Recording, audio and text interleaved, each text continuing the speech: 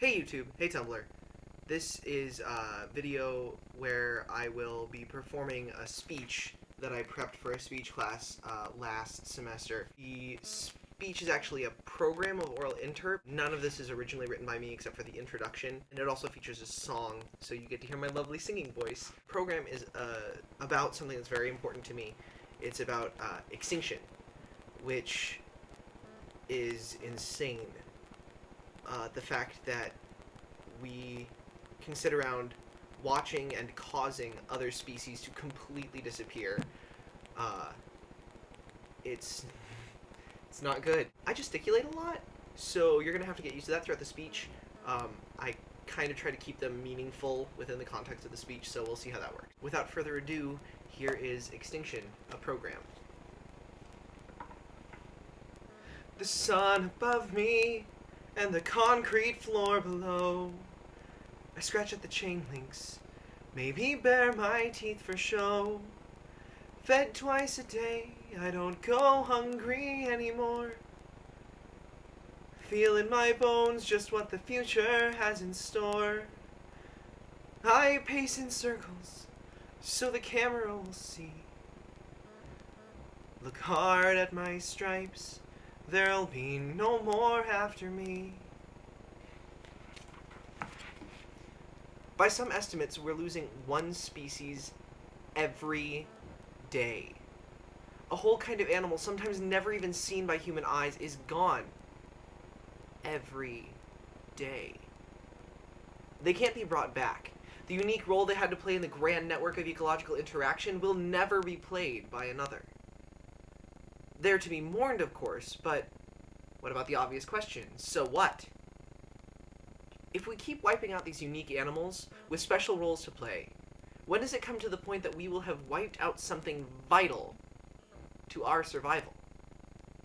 In the following program, featuring the song Deuteronomy 2:10 by the Mountain Goats, the poem For a Coming Extinction by William Stanley Mervyn, the poem Extinction by Nate Kull, and the poem The Last Leviathan by Andy Barnes, as well as a prose selection from the book Extinction by Paul and Ann Ehrlich, and a quote from the World Wildlife Fund, we will see the pain of the last of a species and the disaster that mass extinction is slowly bringing to all of us.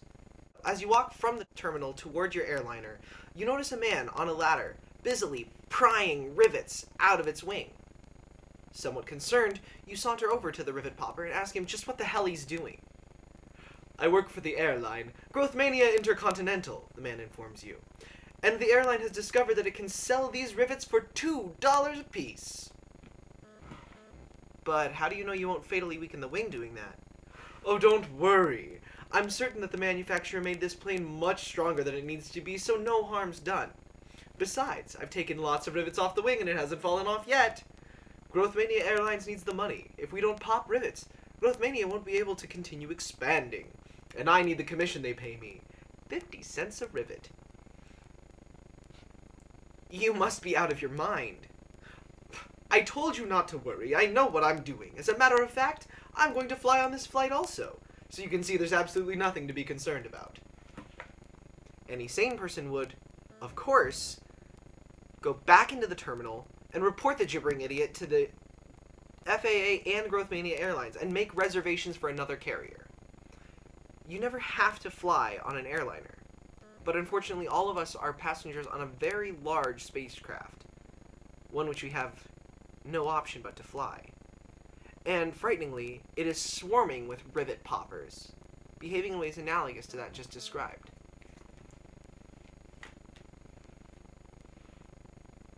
Gray whale, now that we are sending you to the end, that great God, tell him that we who follow you invented forgiveness, and forgive nothing. I write as though you could understand, and as though I could say it. One must always pretend something among the dead. When you have left the seas nodding on their stalks, empty of you, tell him that we were made on another day. The bewilderment will diminish like an echo winding along your inner mountains, unheard by us, find its way out, leaving behind it the future, dead and ours. When you will not see again the whale calves trying the light, consider what you will find in the black garden and its court, the sea cows and the great ox and the gorillas. The irreplaceable hosts ranged countless and foreordaining as the stars. Our sacrifices. Join your work to theirs. Tell him that it is we who are important.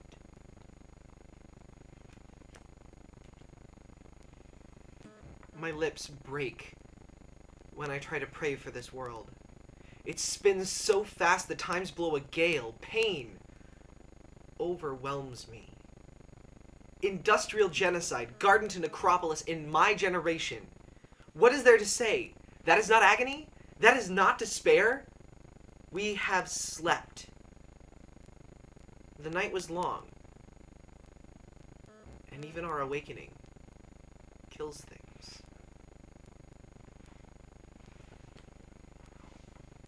Lays by the shoreline as the sailors disembark. Scratch out a place to sit and rest down in the dark. Smell something burning downwind just a little ways. They set up camp and sing and sweat and work for days. I have no fear of anyone, I'm dumb and wild and free. I am a flightless bird, and there'll be no more after me. My soul has been torn from me, and I am bleeding. My heart, it has been rent, and I am crying. All beauty around me fades, and I am screaming.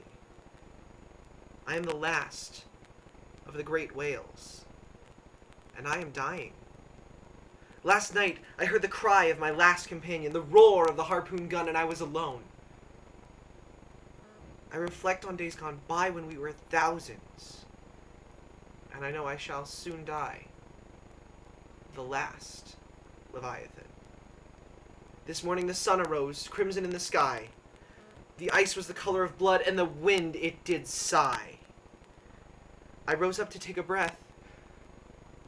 It was my last one. From the burn came the roar of death, and now I am done. Now that we're all gone, and there's no more hunting, the big fellow is no more, there's no use lamenting.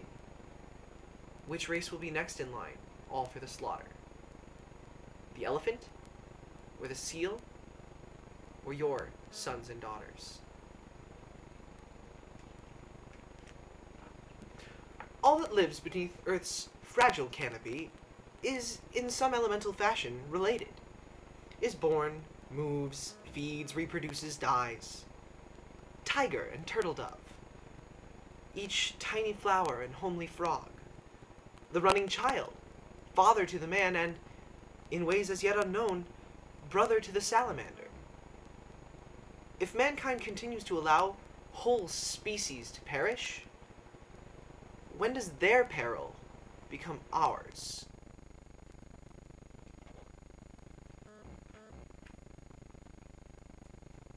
In Costa Rica, in a burrow underground, I climb to the surface, blink my eyes, and look around. I'm all alone here as I try my tiny song,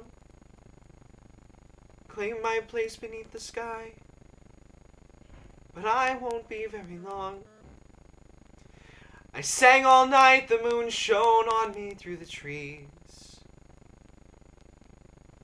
No brothers left, and there'll be no more after me.